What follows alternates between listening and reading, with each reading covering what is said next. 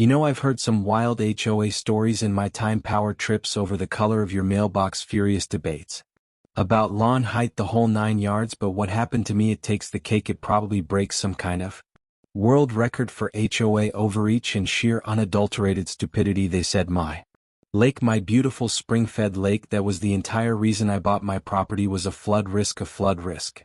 This tranquil body of water, stable for generations, suddenly became a menace in their eyes, and what did they do about this supposed imminent danger? They drained it, sucked it dry, leaving a muddy, heartbreaking scar, and then, to add the ultimate insult to injury, they paved over that desecrated land and striped it for a parking lot, a hot black soulless slab of asphalt where my little piece of paradise used to be, all for a few more places for their oversized gas-guzzling SUVs. But they made one colossal mistake. They picked a fight with the wrong guy. My name is Arthur Jenkins, and I'm a civil engineer. My specialty, hydrology, the science of water, its movement, its distribution. And trust me when I say, water always finds a way. Drop a comment below, let me know where you're watching from, because folks, this story is a doozy, and you are not going to believe how this one played out. It all started about 10 years ago when I found a little slice of heaven tucked away at the edge of what was then a fairly new but rapidly expanding suburban development called Willow Creek Estates. The name was ironic, given that the developers had culverted most of the actual Willow Lynn creeks to maximize lot sizes. My property, however, was an outlier.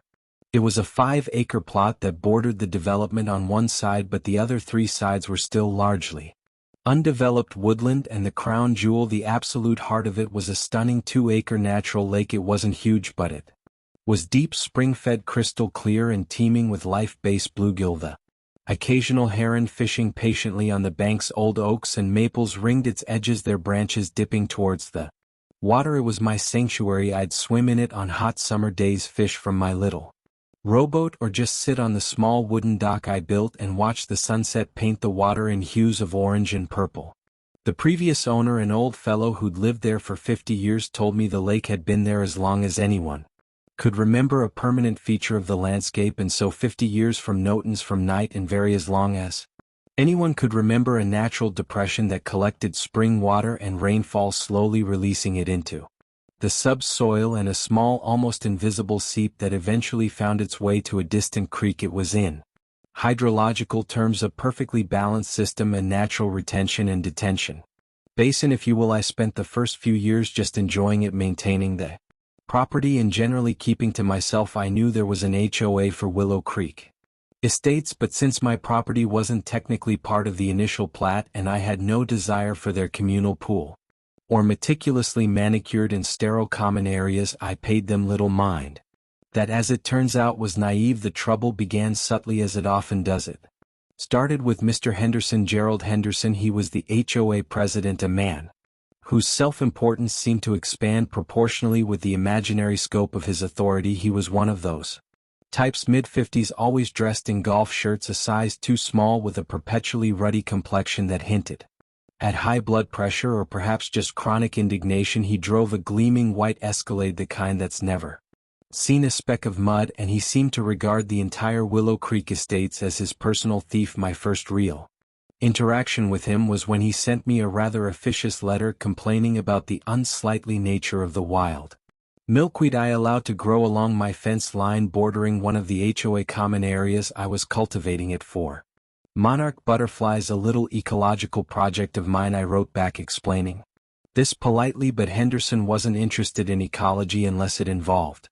perfectly uniform stripes on a chemically treated lawn. He huffed, he puffed, he probably muttered about property values, but because the fence line was technically mine and the milkweed wasn't noxious by any county definition, he couldn't do much. But I could tell I'd made an enemy, or more accurately, he decided I was a nail that needed hammering down. Over the next year or so, there were other petty skirmishes, complaints about the noise of frogs from my lake, frogs, mind you, in a place literally called Willow Creek, warnings about my compost bin being visible, though it was tucked a good 100 feet from any HOA property. Each time I'd consult the county ordinances, confirm I was within my rights, and politely inform Mr. Henderson of such. Each interaction seemed to fuel his resentment. He clearly wasn't used to anyone questioning his pronouncements. Then, about 2 years ago, the whispers started. Henderson began talking at HOA meetings. I heard this Through a somewhat sympathetic neighbor, Mrs. Gable, a quiet widow who actually appreciated the bird song from my property about the need for more guest parking. Willow Creek Estates, you see, had been built with fairly narrow streets and minimal driveway space. Henderson envisioned a nice, orderly parking lot, a testament to his proactive leadership. The problem was there wasn't much suitable common land left that hadn't already been landscaped or designated for something else, and that's when his gaze like a predatory hawk fell upon the underutilized space occupied by my beautiful lake. The first official salvo came in the form of an engineering report commissioned by the HOA that landed in my mailbox with a thud. The report, penned by a firm I'd never heard of but which Henderson lauded as top tier, concluded that my tranquil 100-year-old lake posed a significant and growing flood risk to the downhill properties in Willow Creek Estates. My lake a flood risk? I laughed. It was the most ludicrous assertion I'd ever heard. If anything, my lake mitigated flood risk. It acted as a natural sponge, absorbing heavy rainfall and releasing it slowly. The sheer audacity of it, the transparent fabrication, was breathtaking, but the laughter died in my throat when I read the report's recommendation. The lake should be drained and the area regraded to ensure proper storm water management, which coincidentally would also provide an ideal location for much-needed community parking facilities. My blood ran cold. Henderson wasn't just aiming for my milkweed anymore, he was coming for the heart of my home. The battle lines were drawn. I immediately understood the game Henderson was playing. He'd manufactured a crisis, the flood risk, to justify seizing control of the land occupied by my lake, or at least rendering it unusable for its natural purpose so he could repurpose it for his pet parking lot project. The engineering report he'd commissioned was a joke. Frankly, I read through it, my professional sensibilities offended. On every page it was riddled with assumptions, flawed methodologies, and conclusions that seemed predetermined. They cited increased impermeable surfaces in the surrounding area due to development as a contributing factor to this supposed flood risk from my lake, completely ignoring the fact that my lake predated all that development and had been managing water in the area perfectly well for a century. It was classic blame shifting. They even had some fuzzy aerial photos taken after a particularly heavy once in a decade storm showing the water level in the lake slightly higher than usual, and spun this as evidence of its dangerous potential. The irony, which I would come to appreciate much later, was that they were complaining about water having nowhere to go while simultaneously planning to remove one of the largest natural drainage and retention features in the vicinity. My first step was to draft a comprehensive rebuttal. As a hydrologist, this was my bread and butter. I pulled out historical rainfall data for the region, geological surveys, topographical maps going back to the early 1900s showing the lake as a permanent feature. I did my own calculations, my own modeling, demonstrating conclusively that the lake served as a vital buffer, reducing peak runoff flow to the lower-lying areas of Willow Creek Estates. In fact, I argued removing it would increase the flood risk to Henderson's constituents, as rainwater would have fewer places to naturally collect and percolate. I detailed the biodiversity the lake supported, its role in local aquifer recharge, and cited several environmental protection guidelines that the HOA seemed to be bly ignoring. I presented all of this meticulously documented and bound at the next HOA board meeting. Henderson sat at the head of the table, arms crossed, a smug little smirk playing on his lips as I spoke. The other board members, mostly a collection of yes-men and women who seemed cowed by Henderson's bluster, barely made eye contact. When I finished, Henderson simply said, "Thank you for your input, Mr. Jenkins. We have our own experts and they disagree. The safety of this community is paramount." He then moved on to the next agenda item as if I'd been discussing the weather. The dismissal was absolute. I consulted a lawyer, a decent guy named Bill who specialized in property disputes. He was sympathetic but grim. "Arthur," he said, "OAs are tricky beasts. Their covenants, conditions and restrictions, CCRs often give them sweeping powers if they can convince a judge or even just themselves that there's a legitimate safety concern. They can be very hard to stop even if they're encroaching on what feels like your private property, especially if the lake has any kind of shared water course or perceived impact on common areas." He pointed out that while a portion of the lake was undeniably on my deed land, its influence, as the HOA report put it, extended beyond my boundaries. The HOA was arguing that the risk it posed was to their properties. Bill advised that we Could fight it, but it would be expensive, lengthy, and the outcome was uncertain. They had their expert report, however. Flawed. We'd need our own equally credentialed experts to counter it in court, and even then judges often deferred to HOAs on matters of communal safety unless there was clear evidence of malice or gross negligence, which was hard to prove when they were hiding behind a veneer of due diligence. Henderson, meanwhile, was working the community. He held informational sessions which Mrs. Gable described as Henderson ranting about imminent dangers and the selfishness of one individual holding the entire community hostage to a puddle. He painted me as an unreasonable recluse oblivious to the needs of my neighbors.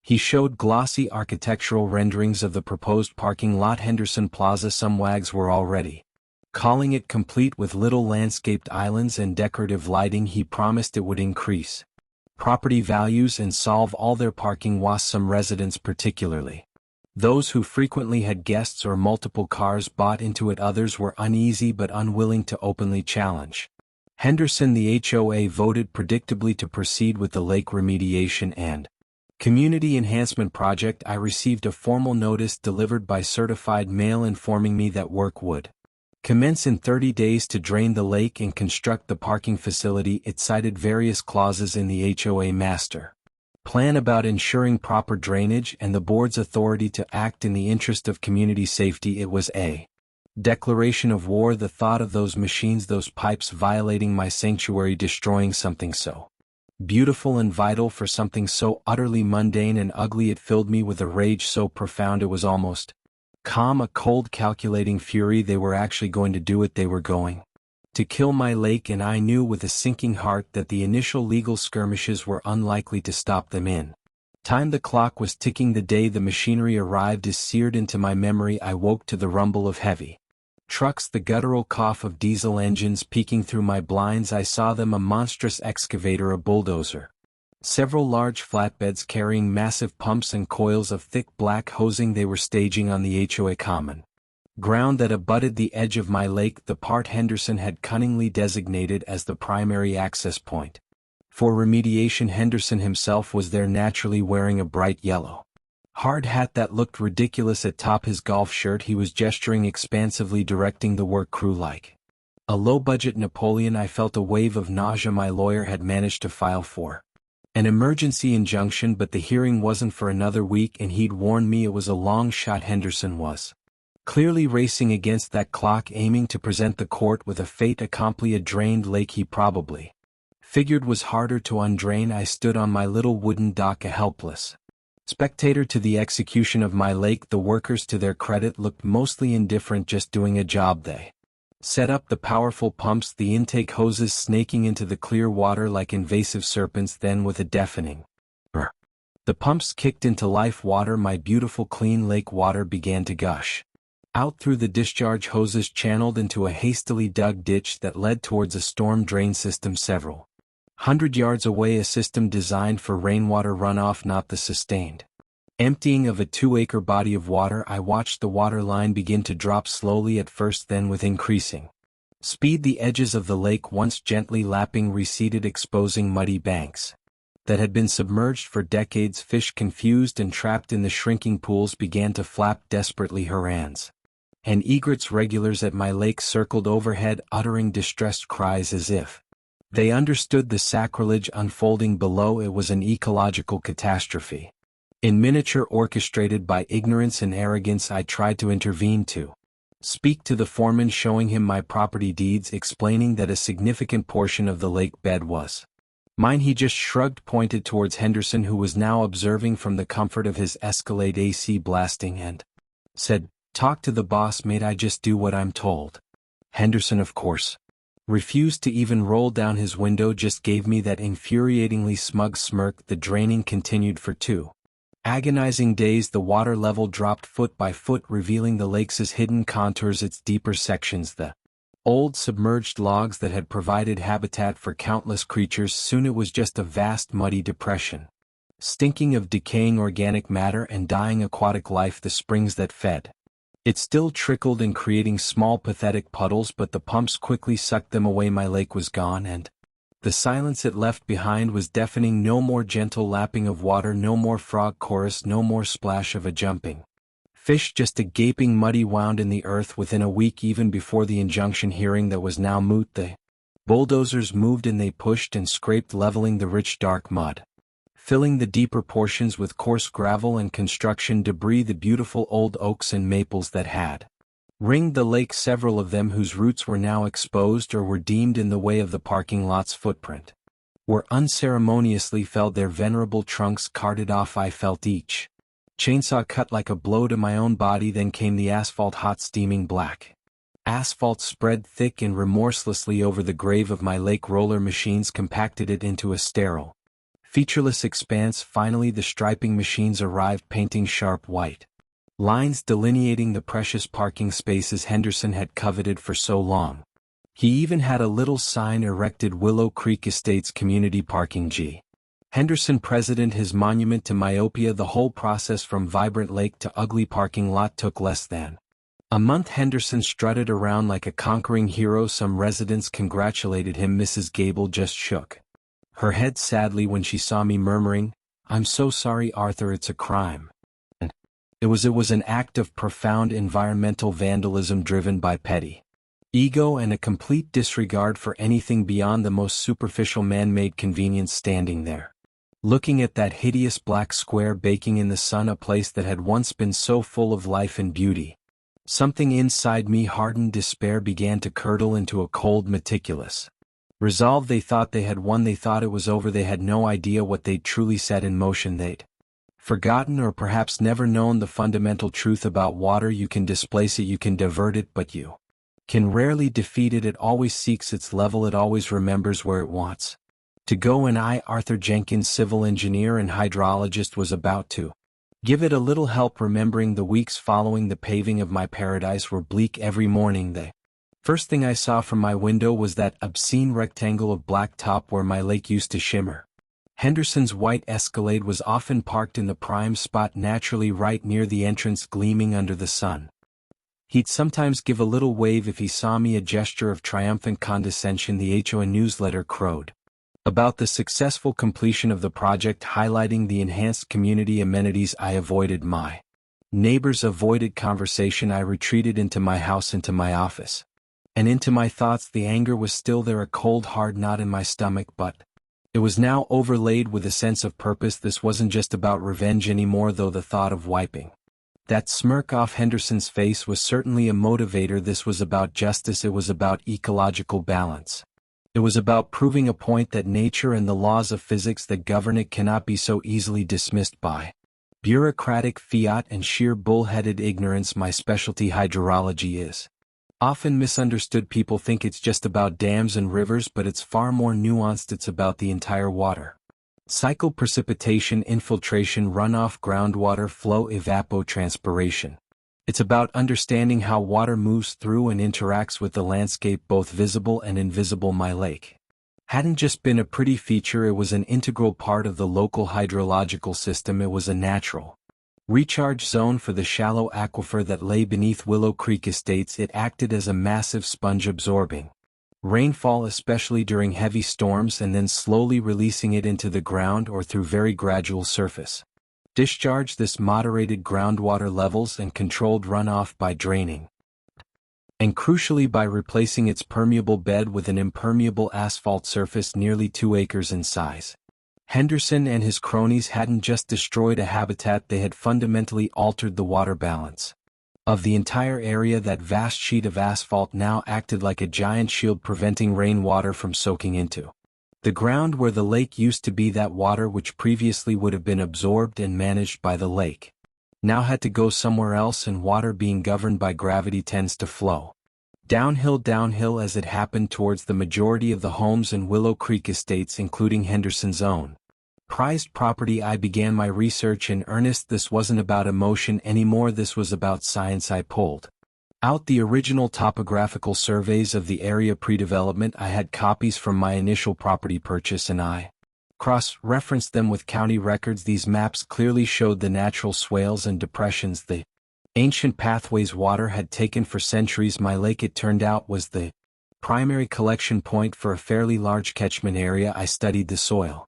composition reports that had been done before Willow Creek Estates was built, mostly clay elam, not the best for rapid percolation, which made the lake's role as a holding basin even more critical. I meticulously reviewed the HOA's own master drainage plan for the development, the one they were supposed to be adhering to. It was, as is often the case with such developments, designed around the existing major water features, including allowances for the discharge and seepage from my lake. There was no contingency for the lake's sudden absence. Then I looked at the as-built plans for the new parking lot, which I managed to obtain through a Freedom of Information Act request to the county.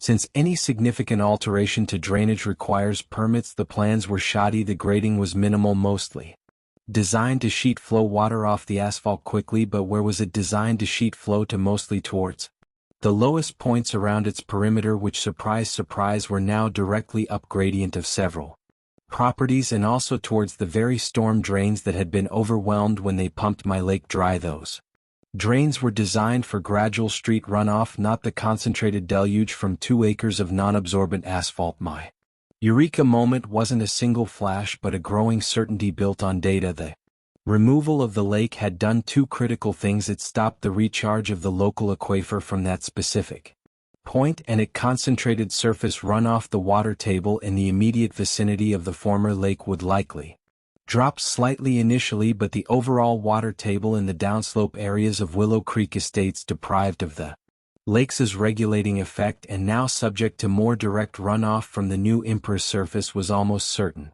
to rise, especially during wetter periods. Properties that had previously benefited from the lake drawing down local groundwater were now going to experience the opposite. Their basement, their crawl spaces, their foundations, which had enjoyed relatively dry conditions thanks to my lake acting like a sump, were in for a surprise, and the new parking lot itself, built on what was essentially a reclaimed wetland without adequate deep drainage. Oh, that was going to be interesting too. The seed of my plan began to germinate. It wasn't about sabotage. I wouldn't be illegally digging ditches or redirecting pipes in the dead of night. That was Henderson's style, crude and obvious. My approach would be subtle, based on established hydrological principles, and entirely defensible. I still own my 5 acres. The HOA had destroyed the part of my lake that extended slightly into what they claimed was a common area easement to justify their access, but the majority of the former lake bed, now buried under their asphalt, was still notionally mine, or at least the land directly adjacent to it was. My plan was to manage the water on my property and to manage the water that was now flowing off the HOA's new parking lot and onto or towards my land in a way that was perfectly legal and hydrologically sound. If that management happened to exacerbate the problems Henderson had unwittingly created for himself and his loyal followers, well, that would just be an unfortunate, entirely predictable scientific consequence. I started by looking at the natural drainage patterns on my own land, the way water had always flowed before the lake was its main destination. There were old, almost invisible swales, slight depressions in the land that had over decades become overgrown and filled with leaf litter. These swales, if cleared and perhaps subtly regraded, could very efficiently channel water, and some of them, interestingly enough, headed in the general direction of the lower lean portions of Willow Creek Estates, areas that were historically probably a bit soggier before my lake matured into the efficient regulator it became. Then I considered the new parking lot itself. It was graded to shed water, yes, but not very intelligently. A significant portion of the runoff from its southern edge, I calculated, would now sheet directly towards the boundary of my property. Previously this water would have entered the lake, now it was just going to hit my land. I had every right to manage this new concentrated flow. I decided to build a series of rain gardens and bioswales along that boundary. These are landscape features designed to capture, temporarily hold and filter storm water runoff. They're environmentally friendly, aesthetically pleasing, far more so than asphalt, and highly effective. I would design mine to be exceptionally effective at collecting the water from Henderson's Folly, and if during particularly heavy rain events these highly efficient collection systems were to, say, overflow, well, water has to go somewhere, and if I just happen to have, through careful observation of natural contours and perhaps some minor, almost imperceptible enhancements to those pre-existing swales on my own property, created pathways of least resistance, Well, that was just good land management. I wasn't creating a flood, I was merely guiding the water that Henderson had unleashed. He'd taken away the lake's ability to absorb it. I was just going to show it where it now wanted to go. The beauty of it was its passivity. I wouldn't be pumping water anywhere. I would just be allowing gravity and nature, amplified by Henderson's own actions, to take their course. The thought brought the first genuine smile to my face in weeks. The game was afoot. The execution of my plan was a study in patience and subtlety. I didn't rent heavy machinery or make a big show of it. Instead, I worked mostly by hand with a shovel, a wheelbarrow, and a keen eye for contours. I started with the old overgrown swales on my property, the ones that historical maps and my own observations told me were natural water paths. I cleared them of debris, deepened them just slightly, nothing dramatic, just enough to encourage flow. I made sure they had a gentle, consistent gradient leading away from my house and coincidentally meandering towards the lower-lying areas of Willow Creek Estates, particularly the section where Henderson's house was located, along with several of his most ardent board member supporters. It was painstaking work but deeply satisfying. Each shovel full of earth felt like a small act of reclamation. Next came the rain gardens and bioswales along the edge of my property that bordered Henderson's magnificent parking lot. I chose native plants known for their water tolerance and deep root systems: sedges, rushes, irises, dogwood shrubs. These would not only absorb a good deal of water but also help to slow its flow, allowing more of it to percolate into the ground on my property, which was my stated perfectly legitimate aim. However, I designed the capacity of these features very carefully. They would handle a typical summer shower beautifully, but a sustained downpour, or the kind of gully washer we often got in spring and fall, the runoff from 2 acres of impermeable asphalt, would quickly overwhelm their holding capacity, and the overflow, well, it would naturally spill out and follow the path of least resistance, which just happened to be those newly reconditioned swales. It was all perfectly logical, entirely defensible as responsible storm water management on my own land in response to the altered drainage caused by the HOA's construction. I even put up a small, tasteful sign: native plant rain garden managing storm water naturally. Henderson probably saw it and scoffed, thinking I was just some tree-hugging eccentric playing in the dirt. He had no idea he was looking at the architect of his impending aquatic nightmare. The science was sound. The former lake bed, now compacted and paved, was no longer acting as a detention basin or a recharge point for the aquifer directly beneath it. Instead, it was a massive collector of rainwater, which it then discharged rapidly. This sudden influx of water, with nowhere to go up into the lake, was forced to go sideways and down the water table in the surrounding clay-rich soils, which had been kept in check by the lake acting as a natural drain, would inevitably begin to rise. Think of it like a bathtub. The lake was the drain. Henderson had plugged the drain and then aimed a fire hose the parking lot runoff into the general vicinity. The tub was going to fill up and eventually overflow. My rain gardens were just a polite attempt to catch some of the initial spray. The real problem was the plug drain and the ongoing fire hose. The first signs were subtle, appearing about 3 months after the parking lot was completed, coinciding with the onset of the autumn rains. Mrs. Gable, my informant, mentioned in passing that several of her neighbors further down the slope were complaining about musty smells in their basement. One homeowner, a staunch Henderson ally named Peterson, apparently had a small puddle appear in his basement workshop after a particularly heavy overnight rain, something he'd never experienced in the 10 years he'd lived there. He blamed it on a faulty sump pump. Henderson, when asked, dismissed it as isolated incidents and deferred maintenance by individual homeowners. The irony was so thick you could spread it on toast. His new parking lot, meanwhile, wasn't draining as perfectly as his experts had promised. After a good rain, large shallow puddles would linger for days on certain sections of the asphalt right where the deeper parts of my lake used to be, almost as if the ground beneath was refusing to forget. Mosquitoes, which had never been a major issue when the lake's fish kept them in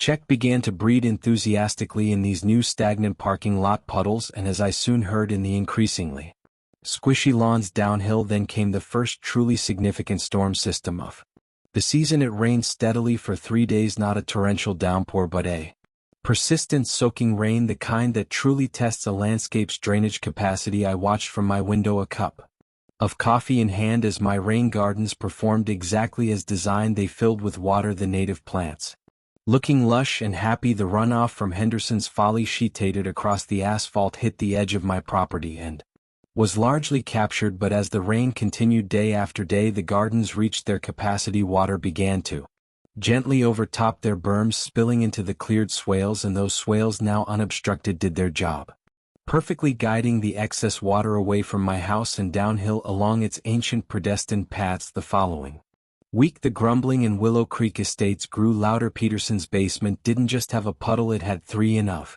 standing water. Several other homes along his street reported similar issues. Lawns were soggy and remained waterlogged long after the rain stopped. Henderson's own manicured front yard, I was delighted to observe on a driveway, had developed a distinct spongy quality, and his prize-winning roses near the foundation of his house looked decidedly unhappy, their lower leaves yellowing. He was seen poking angrily at his lawn with a garden fork, probably suspecting a broken sprinkler line he still hadn't connected the dots. He was so blinded by his own perceived brilliance in solving the parking problem that he couldn't see the much larger water problem he'd created. The water denied its ancestral home, and my lake was patiently, persistently beginning to reclaim its territory, or at least make its presence profoundly felt in the new, lowest lying, most saturated areas. Henderson's project had inadvertently engineered the subtle art of aquatic readjustment was well underway. The real show began the following spring. We had an unusually wet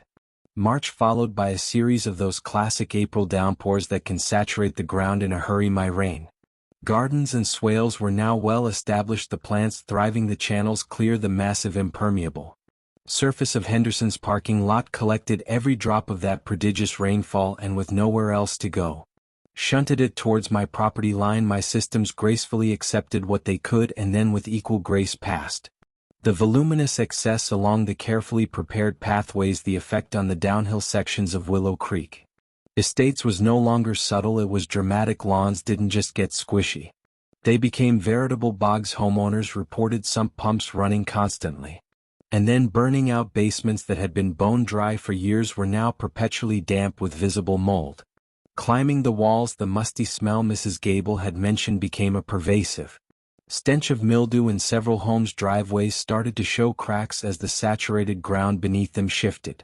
One poor fellow, a Henderson sick aunt who had been particularly vocal in supporting the lake's destruction, found his entire backyard had turned into a shallow, reeking pond, complete with a thriving population of very loud frogs. A touch of poetic justice that didn't escape me. Henderson's precious parking lot didn't escape unscathed either. The minor puddling from the autumn had evolved large sections of the asphalt, particularly where the deepest parts of my lake had been, began to subside slightly. Cracks appeared and water seeped up through them. It seemed the ground beneath, supersaturated and denied its natural drainage into the lake, was now pushing back the parking lot. His monument to progress started to look neglected and swampy around the edges. Some of the parking spots became unusable due to standing water or muddy verges. His gleaming white Escalade now frequently sported a fetching trim of mud along its tires and lower panels, much to his visible annoyance. HOA meetings, according to Mrs. Gable, transformed from Henderson's self-congratulatory monologues into frantic,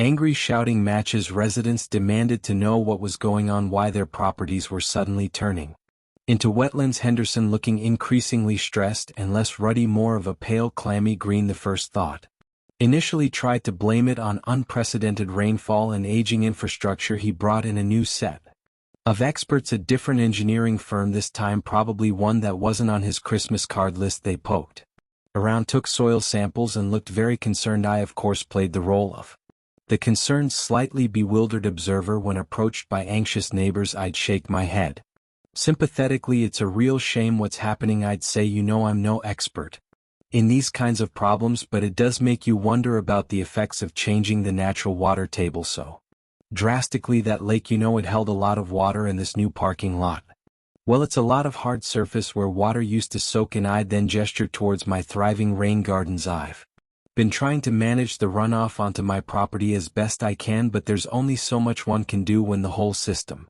is altered. Sometimes during HOA meetings, which I started attending again just to witness the unfolding chaos, I would innocently ask questions. Has anyone Considered if the removal of the lake and the compaction of that area for the parking lot might have perhaps redirected groundwater flows or increased hydrostatic pressure on foundations in the lower areas. Just a thought from a layman. Of course, the term hydrostatic pressure hung in the air, sounding ominous and expensive. Henderson would glower at me, but he couldn't very well silence a resident asking a seemingly reasonable question. The new consultants eventually delivered their report to the HOA board. I managed to get a leaked copy from a now thoroughly disillusioned board member who had quietly come to regret ever backing Henderson. The report was damning. It confirmed everything I knew to be true. The removal of the lake combined with the creation of the large impermeable parking surface had catastrophically altered the local hydrology. The water table in the affected areas had risen by